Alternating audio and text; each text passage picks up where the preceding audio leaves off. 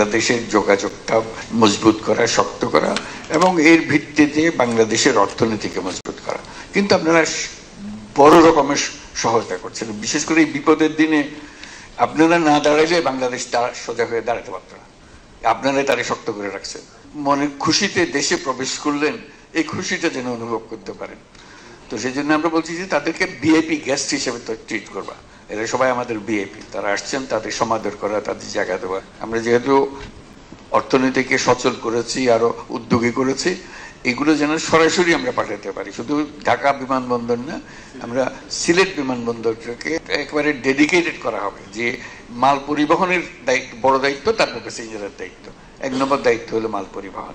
চট্টগ্রামকেও সেটা করা হচ্ছে।